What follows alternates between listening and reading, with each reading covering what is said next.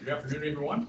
Welcome officially back in person. We're going to call this July 22nd, 2020 meeting of the AMATS Policy Committee to order. Time is 1:30. We're going to do a real quick roll call. Ms. Alex-El. Here. Mr. Constant. Here. Mr. Bates. Ms. Falcon. Here. And myself. So we have a quorum, so that's great. Craig, will you please do the public involvement announcement? Yes, all AMATS committee meetings are open to the public. If we have a business item, we'll have a presentation by staff or a consultant. After that, the committee will be given a chance to discuss the matter, and then we will open the floor to public comments. A couple logistics I did want to go over, though. You have your iPads in front of you. They are, it's the first time in a while we've used them, so we had a lot of fun times with IT, getting them hopefully configured correctly. You do have the password there in front of you. There's a 15-minute lockout, so if you're not using it for 15 minutes, it will go to sleep on you, so you have that password there so you can enter back in. You can just swipe left for each item. Should be already loaded up for you. So your item should be there and ready to go.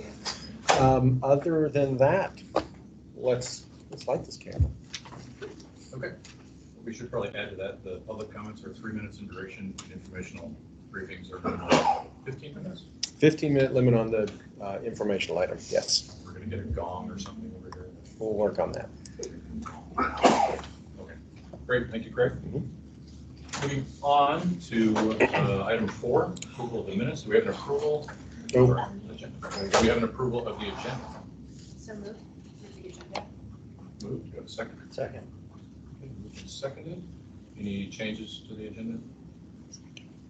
Any objections to the adopting the agenda? Agenda is approved. Okay. All right, moving on to agenda item 4. We have before us the minutes from the June 24th, 2021 meeting for approval. Do we have a motion on these minutes? Move to approve. I'm sorry? I'll move to approve. Move to approve. Second. Seconded. Okay. Any changes or discussion on the minutes? I would just note that I was not here for that meeting. So, any objections to approving the minutes as submitted? Okay, hearing no objections, the June 2024-21 minutes are approved. Okay, moving on to the action items. Item 5A, non-motorized public plan review draft and staff comment response summary. Thank you. Joni Wilm, our senior planner, who manage that effort, is here today, and we'll give you a presentation. Great. So it's sort of a quick summary. Don't have a PowerPoint or anything because a lot of you have already heard a lot of the info about this, but this is the non-motorized plan public review draft that's before you today. And let me just give you a little bit of background on the process. So we started this plan in 2017. It's been about 4 years of public engagement. This plan originally was set out to replace our bicycle plan, pedestrian plan, and the trails plan. So that was the intent of the project. We worked on it for a long time. We had over 400 internal agency review comments that went into, so that's municipal, internal agencies, DOT, other transportation agencies, that went into this draft and are reflected in the draft that's before you. At that time, we put the draft out for a 60-day public review period. That was in January. That was January 1st or something to March 5th. And then at that point, we took all of those comments and then put them into, there's a lot of paper here, put them into this comment response table. And so overall at the end, we received 762 public comments. So those are in this comment response table that we have. We also have copies of these if you want those. And so then staff went about replying to all of those comments, giving their staff recommendations and responses. So that whole thing, that was a big effort, and we did have on June 29th, we had a work session with the Technical Advisory Committee and the Policy Committee to go over all of those comments in case folks had things they want to change or revisions to be made. So we did have some, we made those revisions, and those revisions are also reflected in the table that's before you. So everything that the policy committee and TAC committee asked for was changed and put into the table here. So today we are asking, skip a step. July 8th, we had a technical advisory committee meeting to approve or to recommend approval of this public review draft with the accompanying table of staff edits and changes based on the public review. A lot of things to keep track of, sorry. But that was July 8th. And so they made a motion to approve it, to send it forward to you for final approval. And so today we're here asking for you to recommend approval of this draft with the joining table. Once we get your approval, we will move forward and make those actual changes in the final draft plan, which will then go before the assembly and come to you again for final approval. So that's the process. And I just want to explain really briefly the public comments, because I think it's just helpful to sort of know what those were all about. So again, 776 comments. Christine, our public planner here, put together some really nice graphics to sort of help people digest all of the comments. So that's this form right here. As you can see, the majority of those comments were pertaining to specific projects.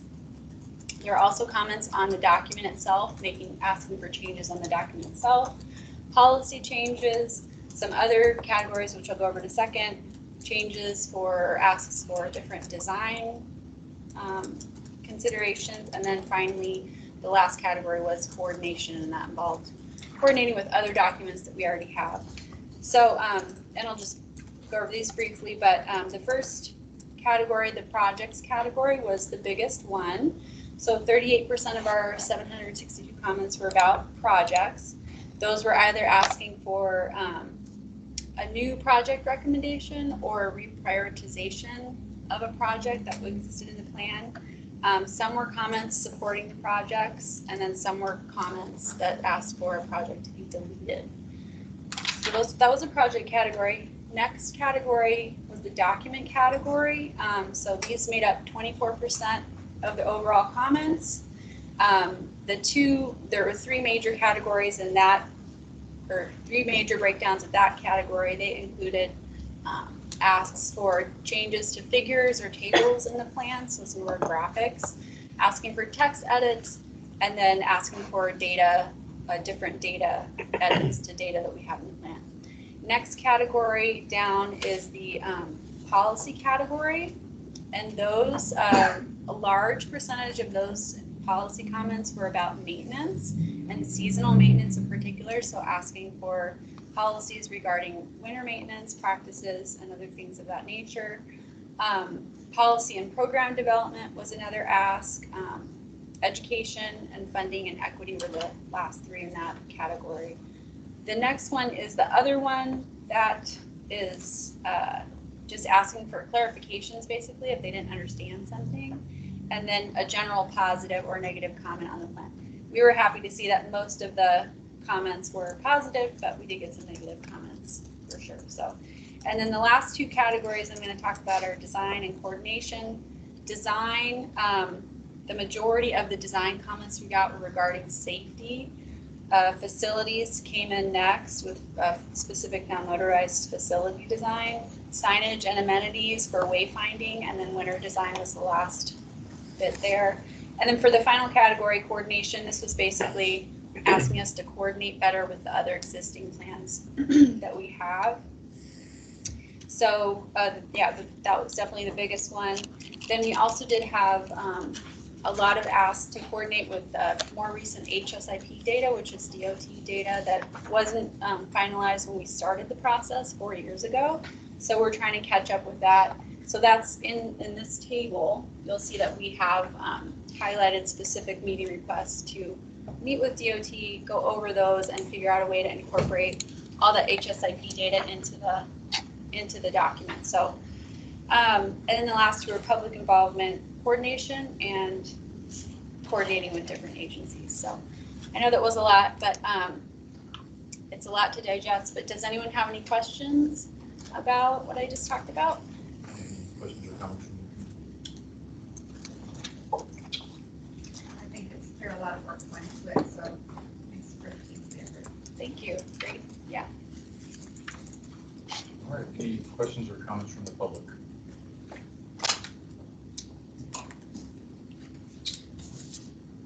What is the will of the committee?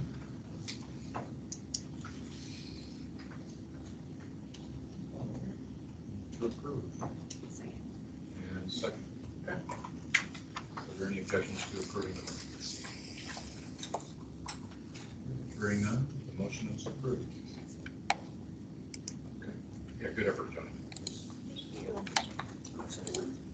Okay, moving on to item 5B, the AMATS 2023 to 2026 Transportation Improvement Program Criteria Public Comment Period. That is a mouthful, correct? Can you tell us about that? It's good stuff. So just a reminder, the TIP is the 4-year program of projects. It's what we use to actually allocate the federal funds that AMATS gets to decide. And it is updated every 4 years.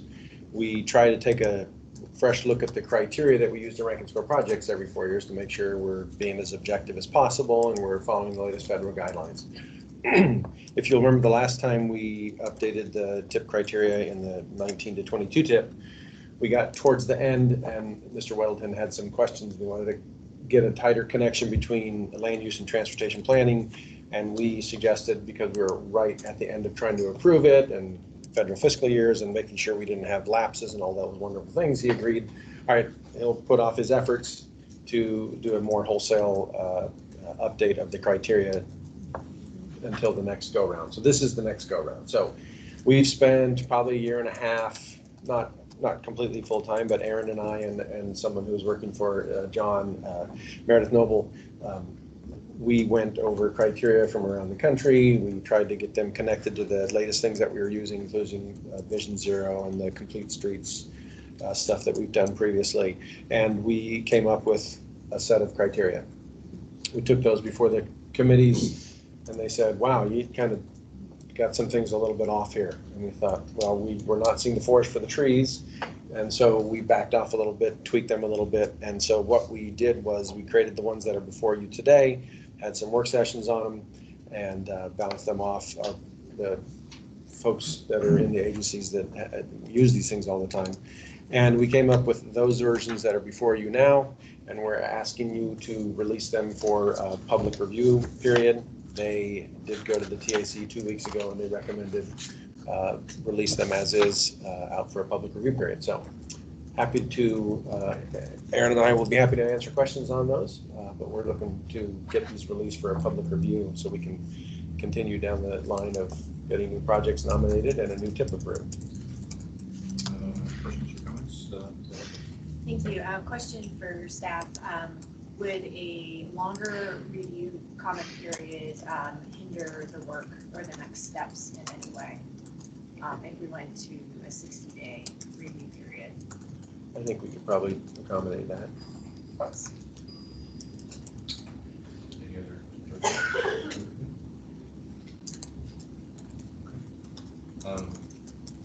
Any questions or comments from the public on this issue? Is there anybody on the phone?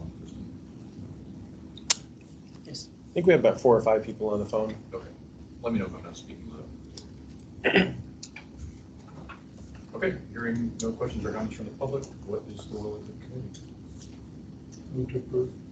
Second. Second. Okay. Are there any? To move to amend? Yes, Okay. I'd like to move to amend that these be released for a 60-day public review period. Second. Any objections? Okay. I think the rationale is good The though. rationale is community councils will be back in session toward the end of that 60-day, and since this is a little bit different than what we've seen before, give the opportunity to engage with them. Makes perfect sense. Although if John were here, I think I would channel him, and what he would say is just because they don't meet in the summer doesn't mean our business should not move on. But since it doesn't have a delay or an impact on the project, there's no problem waiting. Because the message to community councils is meet. My understanding is we're very early in the process here, and if we can't afford some additional time. Yeah. We're early. We are always under a time crunch, but if we can accommodate the extra 30 days. And I believe, was it the non-motors that we put out there for 90 days this list? It's at 60. 60. 60, okay, so it's not, I forgot. All right, so, Mr. Baker, Robert's rules of order here. We got a friendly amendment? Friendly amendment. Accepted. You're doing really good. That's not Robert's rules, but that's okay. Okay, so are there any objections to the friendly amendment? So, none of us goes. That's correct. Okay. Hearing none, the friendly amendment is approved, then we go back to the original amendment, or the original vote. We have a motion to approve. We have a second as amended. Ms. Zolotano's motion first. Okay. Second. And any objections as amended? No objections, the motion is approved. Okay. All right, that was item 5B. Moving on to 5C. The AMATS 2019-2022 TIP Amendment Number 2, Air Quality Conformance Determination. Correct.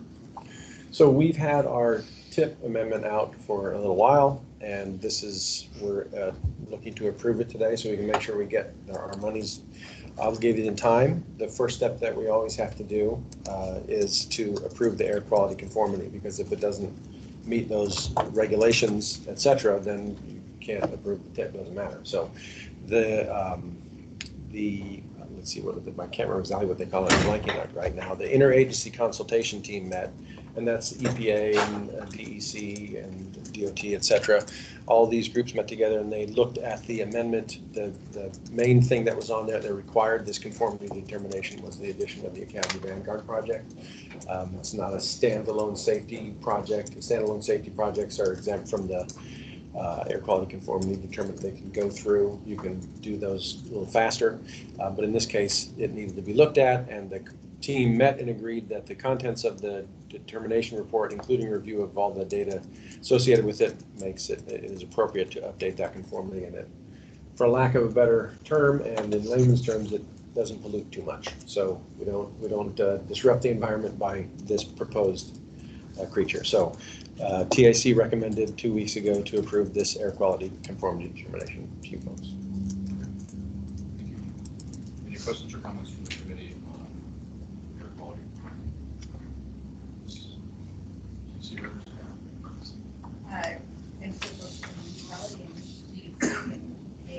For just making sure that the air quality stays protected. Any other comments or questions from the committee? Hearing none, any comments or questions from the public on the air quality performance? Okay. Hearing none, what is the will of the committee? Second. Second. Okay. Any objections to approving the motion from anyone? Hearing none, the motion is approved. Okay. One more remaining action item, 5D, the AMATS TIP Amendment Number 2. The actual TIP itself is here before you. You've seen this a number of times. I think you can look at the documents and see what we're adding. It's all pretty much standard stuff that we've talked about for a while. The one change I do need to make on the floor here is that we have project number, let me give you the right number here. It's the 92nd Avenue Recon study, which I just passed over here, which is in the planning table, which is table 4. It is project 6 in there. This is a project that was originally nominated by DOT as an extension. I think it was around $28 million. It's a proposed extension of 92nd Avenue from Old Seward to King Street. In the discussion at the TAC, the representative from the railroad said that's going to be challenging due to the railroad and crossing that railroad or going into the railroad or whatever, and so suggested that probably wasn't going to happen in his lifetime. And we said, well, let's do a recon study instead. we, the municipality were approached just recently saying, okay, we want to obligate this project, but we need the local match of 22,000, I think, or whatever it was. And of course, the way that the municipality can pay local match is typically bond funds, and you can't use bond funds to pay for a study or a plan. You can only use them for projects that lead to building something. So there's a little, going to punt it down the road a little bit. So we're asking that we move that project out to 2022, that 92nd Avenue Recon study, as the municipality tries to figure out how to come up with that money for the match, if indeed they want to still continue with the project. And I think the most likely place, James and I talked about, it makes sense to move this $250,000 in 2021, just slide it down to the pavement replacement program. So that's kind of up to you folks over at DOT, knowing whether it's O'Malley that could use that 250 or some other project in there, pavement replacement, whatever. So I guess I'll leave that up to you to make that decision. But otherwise, this tip amendment is ready to roll, and in order to get some of these funds obligated before the end of this federal fiscal year, which is the end of September, we need to get it done today. So say that one more time about the bond monies can't be used for recon studies. The bond monies can only be used for projects that are going to build something in the life of that project. So not for a plan, not for a study, recon study, etc. So for example, the TDM study in the unit area, how is that going to be paid for then if you're, is that also going to be one? So that one, the municipality was aware of that in time and figured out the different people around the municipality who could be working on that project and would be using non-federal funds to work on the project, and they've captured their time and use it as in-kind match. So they were going to be working on that anyway, using non-federal funds, and it just gets captured and shown. They were planning on that one. It's possible that in-kind match could be used for the recon study as well, but there's not enough time in the rest of this federal fiscal year to identify it and lock it in and get it obligated. I mean, it had to be done the next week or two. TDM doesn't build anything. Same thing. Yeah, It's an analysis. Exactly. You're saying you're coming at it different. Well, you can use in-kind match. We use in-kind match for the non-motorized plan and, other plans that we've done. They just weren't prepared. They didn't realize that they were coming up with a match for that. Since the project was originally nominated by the state of Alaska, I think they figured that's who was going to pay the match, so. All right. Anything else, Craig? No. Okay. Any comments or questions from the committee? I have a quick one. Looking at table 2, towards the bottom, there's a 0 in red under the 2022 column for the Seward Highway to Glen Highway connection. Was something removed from there? I'll have to find that here. Oops, sorry. I don't have the original tip in front of me. Aaron, do you remember what that was there before? I don't remember now. Yes, Aaron Young-Ganalen, AMATS Senior Planner. That was money for the Seward to Highway, Glen Highway PEL design funding. So to start a design project. And I think it was understood that there wasn't going to be enough time to finish the PEL study and start design in the time left for 2022. So that money was moved out for beyond 2022 to give time for the PEL to finish. Or begin really, but okay. Yeah, I think the original plan was, the idea was that PEL would be far enough along or would have been completed and they would have had some project in mind. There's the design hit for that first project. Obviously, as you know, that PEL is just getting started, so not ready for a design hit for a project because we don't have one yet. Okay. My follow-on question would be down in just the updates to that. We'll get an update for you. Thank you. Ms. Ellison? So I have a question. If we have this $250,000, and hear the recommendation about the pavement, can we talk about the timing on Academy Drive and Vanguard, and how we are currently aligning what we're putting in the tip here with the completion of the highway project? Because there's some concern that we're going to mismatch the completion of the highway project that's going to drive the traffic into that neighborhood. And I don't know if there's any way to leverage those funds to accelerate anything that would help better align those two projects. Short of changing federal regulations on NEPA and Uniform Relocation Act, all the timelines that drive the Okay. schedule. When the city chose to not move forward with that project, and all that it had accomplished, it kind of hit the reset button. And now it's been handed to the state for development. And now there's very little chance that those two projects will align in terms of completion dates. So there will be a couple years where Okay. there will be traffic coming out with a 90-second scooter heading full speed ahead to a stop controlled intersection. Okay, I just have to ask every time that there's that opportunity. My constituents are extremely worried about it. And, you know, it's a priority. As they should be. Yeah. It is unfortunate that we are starting over as an MPO on this project. So it is what it is. I appreciate that. All right. I would offer though that if there's federal funding for this project, that makes so much more sense than bonds to the taxpayer. It just makes so much more sense. No argument either way. This is where it's going to go forward. Those are the timelines we're looking at. Okay. I'm grateful. Yeah. So Thank you. we're going to tackle it, but it will not align for ribbon cutting purposes. So, Mr. Baker? One question on the, on table 3. I'm interested in maybe the downtown trail connection along with Fish Creek trail connection. Will that complete the connections, the Ship Creek connection, or is that just, where are we on that? I know that's been hanging around for a long time and has great interest.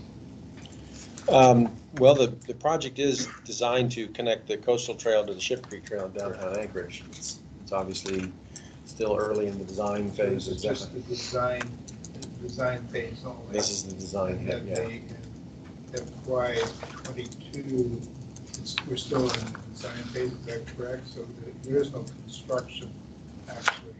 There's no construction in the life of this tip. It would hopefully be in the next tip. Steps. That's the theory. Now that it impacts Mr. Constance's district, I think that's been an issue, but so The missing link, Mhm. Larry, is the connection up to Government Hill. And so that's kind of the last piece that isn't even really contemplated anywhere yet that I've seen. And so, but I don't know that that's regional. I think that might be a local issue. We'll figure that out soon. look forward to working with you on that. The good news is the chief of highway design lives at the top of Government Hill. So he's very Thank you interested. for my representative representing me. Yes. He's got skin in the game. Okay, well, I just So I kind would of, leverage that while you can. Well, we both live on Government Hill. There you go. So, Let's get it done. yeah. thank East, you. east meets 2020, west. 2022, this tip here, it's not going to play out the board. We're still in design, right? Yeah. Still have to take the next step before. Environmental property. Yeah. Good question. Any other questions on? You know, while we're talking about that link, there is a development project for a group that's down there at the railroad section. I don't know if it's been brought yet before this body. And that's the 49th state working with the railroad for a major kind of revisioning of that little section where their warehouse is down there.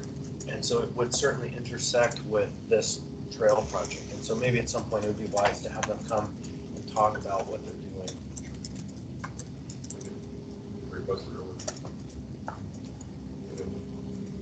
Any other questions or comments? Okay, any questions or comments from the public? Yes? Introduce yourself. Yeah, James Darzik, DOT Planning.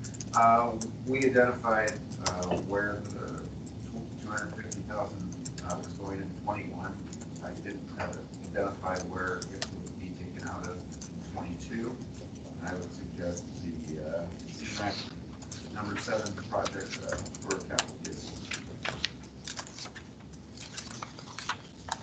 Good point. We, for lack of a better term, we usually park extra funds that we're not quite sure of yet, either in the pavement replacement program, because we know they can always eat it, and also a lot of times in the capital vehicles for transit, because they're always needing replacement buses. So we put a lot of money in there. That's $11,631,000. You know, as we get farther along, we'll know whether or not how much of that might stay there. So that's a good place for it to come out of. We'll move the project in 22. We can put the funded out of that at 11.6. We usually seem to spend around $3 million a year, or we try to allocate for $3 million a year in that. So it's obviously more, but you'll see that there was a zero in 2020. So we shorted them that year. Okay. Any other comments from the public?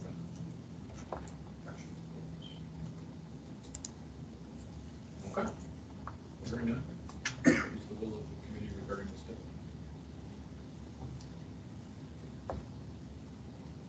Move to approve. Second. Then I can put the move to amend for staff's floor amendment. Right, did you have a floor amendment to move the 250? Right, to move the 250 out of the So out of 92nd and into, what did I say, payment replacement? And then in 22, add it and take it out of the capital vehicles. Does everybody understand that? Choking. That's one I don't term. think that's We could use a different term. That'd be good. All right. All right, so, I moved that amendment Craig just said. okay. Second. That amendment. Okay, any objections to that move? Okay, hearing none. And we have a motion to approve on the move overall and second. Any objections to approving it as amended? Hearing none, the motion is approved. Okay. All right. Any other actions? No, sir. We're going to item 6A, faith update. I think we have a presenter, Noah. Okay. Board, talk to us about the Martin Luther King project.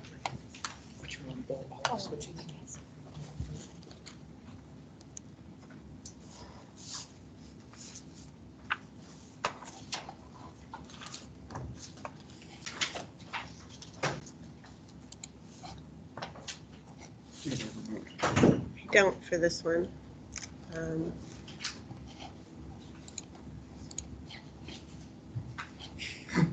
There we go. You can either.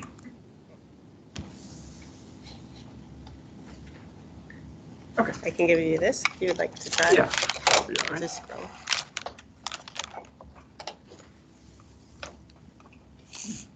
Just- Okay. Hello, my name is Noah King. I'm a project engineer with the Department of Transportation, and I'll be giving a quick update about the Mlk Extension Project. We also are referring to it as the Tudor Elmore Neighborhood Connectivity Project.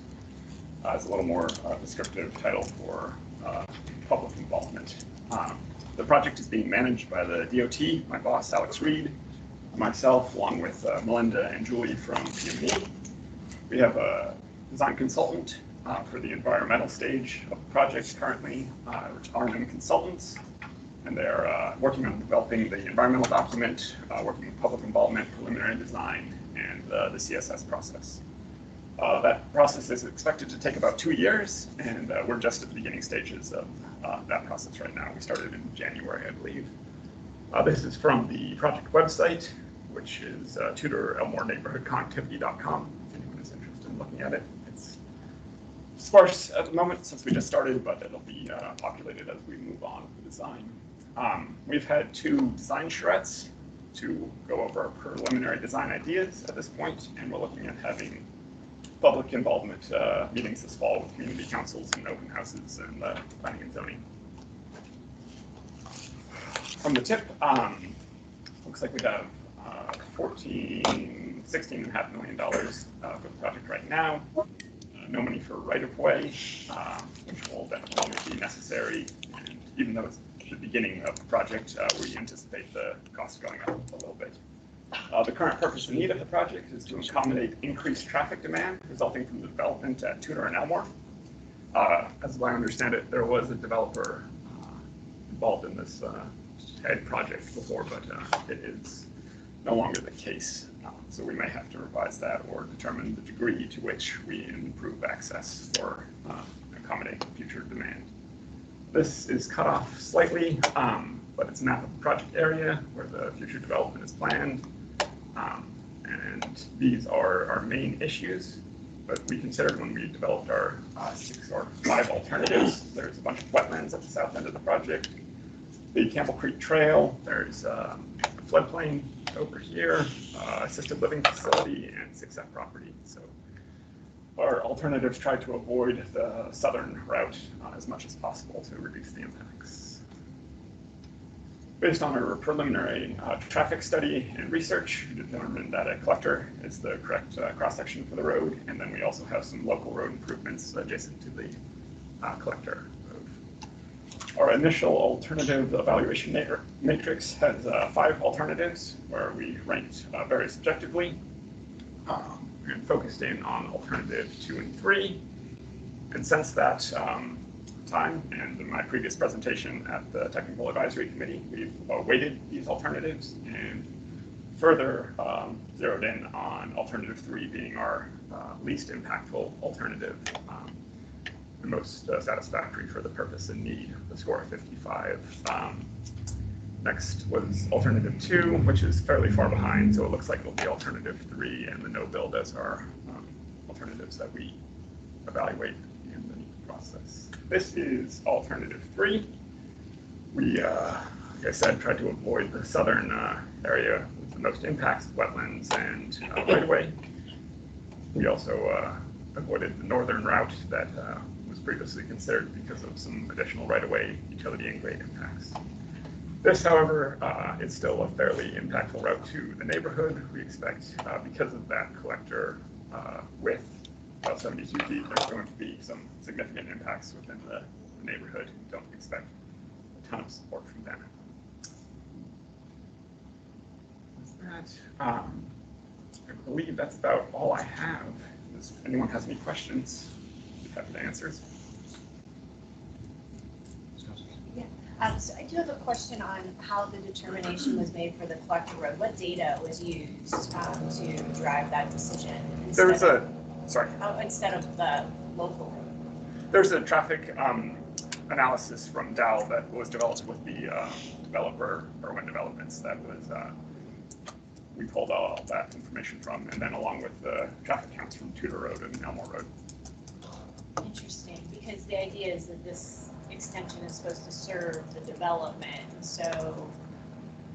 Dow projected the numbers that that development would, I guess, develop or increase the. And then follow-up question is, has there been considerations of like how this might be accessed as a cut through a Tudor avoidance? We have considered that, and that it was the, not the main consideration, but one of the considerations for avoiding going along the south end of Piper with a large high-speed curve. Okay. So by going through the neighborhood and the roundabout, we tried to avoid as much as possible the potential of a cut-through situation. Yeah, I'm actually meeting with the project manager next week on this. Great. Just on the surface, it appears trying to avoid forest and wetlands at the expense of an entire row of houses. I'm just not sure I'm comfortable with that balance, to be honest with you. I don't know if wiping out 2 rows of residential housing is, The neighborhood's really nervous. Well, and I think they should be. So I'm a little uncomfortable. Yeah. So I'm meeting with Noah and the project manager and Jim Emerson to try and I want to dig into the details of how they came up with the scoring criteria and how they assigned those weights. Because for me to stand in front of a community council and say I'm wiping out 15 or 20 front lawns, just because I'm trying to avoid a little bit of impact on a wetland or a 6F, I'm not sure I can get it. We are also. I'll let you know. And if I might, I would just add, somebody said the name Irwin, which is like a trigger for me. And Irwin, based on a development proposed by Irwin that is completely crumbled into dust. And so what I think is also an important variable is to have an in-depth conversation with the 8th floor on their thinking about what the actual move forward might be for this land, because at this time, that project seems to have gone the way of, a number of projects, which means we'll never see it. And so are we gonna be transforming this section without an actual plan to move forward? And I see from Ms. Alva's response that the theory is still there, but from a practical perspective, everything that project touched turned into mud. And so I'm concerned that we're developing for a project that evaporated. So more to follow. I would ask you, Meg, what is your concern on that statement? The concern is the neighborhood really wants the development, the TED development. They were looking forward to the grocery store, the additional housing in particular. Their desire is somewhat mitigated by the potential road, mainly the right-of-way impacts and the concerns about cut-through traffic, but they still are very much pushing to have that developed in the general concept as proposed. And municipalities made a fairly decent investment in rezones and other things to lay the groundwork for it. I think the developer issue can be overcome, and it could dovetail nicely with the timing actually of the road project, just on how timelines work out. I would just add, I think that is the best use of that land to put in a commercial center with residential. But we have to really figure out what the new priorities are and it rises up and where it all fits. Because if we're gonna do this and there's that major cost element, I don't mean the cash cost, I mean the cost of people's livelihoods and the peaceful enjoyment of their home that they've had, then it surely better be in service to a concept that's feasible, not to a concept that is just one more theory that's going by the wayside. Any other questions or comments from the committee on this project? Any questions or comments from the public on this project? Okay. No, thank you very much. Thank you.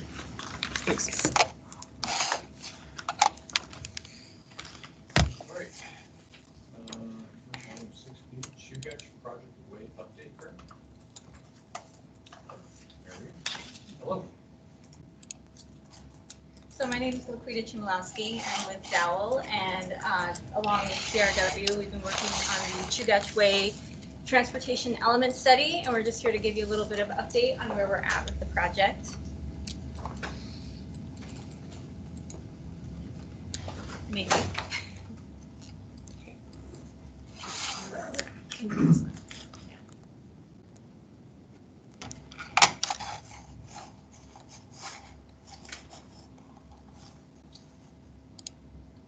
Thank you.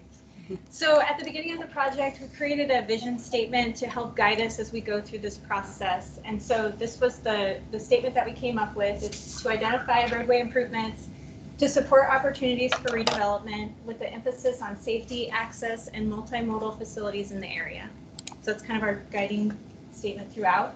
The study area, as you can see here, is bounded by Minnesota to the west, Bernard Road and 36 to the north, Arctic Boulevard to the east, and 40th Avenue to the south. So the existing conditions, that with the summary is just what we finished up. And so what we were looking at is all the studies and data that's been gathered for this area and kind of compiling it into a single document. And we did that with these kind of broad categories, looking at the built features, social and economic and community characteristics, traffic conditions, and then the natural environment and physical context. And so some of the observations that we saw with the built environment was that it has a very narrow right-of-way of 45 to 30 feet. This is a local road, which normally, as all of you probably know, has a 50 to 60 foot right-of-way. There's no formalized non-motorized facilities along Chugach Way or any of the intersecting streets other than Spenard Road and Arctic Boulevard. The water and sewer and storm drain in the area likely will need to be upgraded to support any future multifamily development with a higher density. And then it has a relatively low number of property owners. There's a few groups that own a large percentage of the property in the area. So for social, economic, and community observations, all of the Anchorage plans support this being a reinvestment focus area. The Spinard Road Rehabilitation Project is looking at improvements to walking and bicycling facilities, and hopefully we can provide recommendations that would carry that through this area. There's approximately 850 residents in the area. A lot of them are renters. They're low impact, and there's a high percentage of minority residents. So from a traffic perspective, there was we saw a significant amount of cut-through traffic along Chugach Way. 30% of that was local traffic. There was also a high percentage or an elevated crash rates at a couple of the intersections, mainly folks hitting objects often on the side of the street, hitting an object. And then, of course, as I mentioned before, there really are no non-motorized facilities within this area. So natural and physical environment, of course, there's the Fish Creek, historic Fish Creek channel, which actually goes underneath Chugach Way. And then there are 6 contaminated sites. 5 of those are brownfield sites. And then opportunities. So the area that's highlighted in blue is owned by a developer, JJ Brooks, and he just completed the rezone for this area to hopefully move forward with a multi-use development, which could potentially create 339 residential units. Cook Inlet Housing is the properties that are highlighted in yellow, and they've started their development there on the corner of 36th and Spinard. They will have a little over 100 units, and it'll also be a mixed-use development with senior housing and multifamily housing as well. So as we're looking forward, our next step is to start looking at alternatives, and the goal of this project is to be able to provide a recommended alternative that would move forward into an actual project. And so some of the things that we looked at was, can we widen the right-of-way? What do we do for sidewalk facilities? Improving lighting, snow storage, looking at all the different things that we could do with either along Chugach Way or making connections to other facilities within the area. And of course, we'd be happy to take your feedback and ideas because we're really early in this process. And then some of the criteria that we're looking at using as we evaluate alternatives is the ability to implement the plan. We want something that can move forward into a project that becomes a reality. Making sure we have pedestrian and bicycle facilities, traffic calming measures to deal with some of that cut-through traffic. Of course, right-of-way needs, that's a big concern here with the narrow right-of-way. Of course, the cost to build and implement, taking into consideration what these developers have planned for the future, making sure we don't negatively impact them, and then funding availability. And again, we're open to feedback and ideas on these criteria too. So over the course of the summer, we are we're going to have our first meeting with a smaller stakeholder group in August. And then we've given an update to the Spinard Community Council early on in the project. We'll go back to them in the fall when they start meeting. And then we'll continue working with those folks throughout the fall to go over alternatives and start whittling down to a preferred alternative. And then our goal is this winter to complete that study with that preferred alternative. And with that, I'm happy to answer any questions. Any questions from the committee? Any questions from the public on the project? Thank you very much. Thank you. Okay. Craig, are there any other planner updates? No, sir. Okay. Are there any general information items? No. I just was going to ask for a brief update on PL. I still haven't heard from the public that project start. Okay. Ms. Randall, can you give us just a real quick update on the PEL for sewer plant? Todd Van Ho, DOT Chief of Planning, through the chair. Unfortunately, I don't have anything to update this time. I can certainly take the question back and figure out, I know that the consultant and the group, or the project manager is working. I'm not prepared to discuss A more it today, narrow but I'd be question. happy to figure out. Was the final contract issued and signed and authorized? Is it done, or are they still negotiating, or where are we in that part of the process? That's Kelly Summers, isn't it? Yeah, Christina. Yes.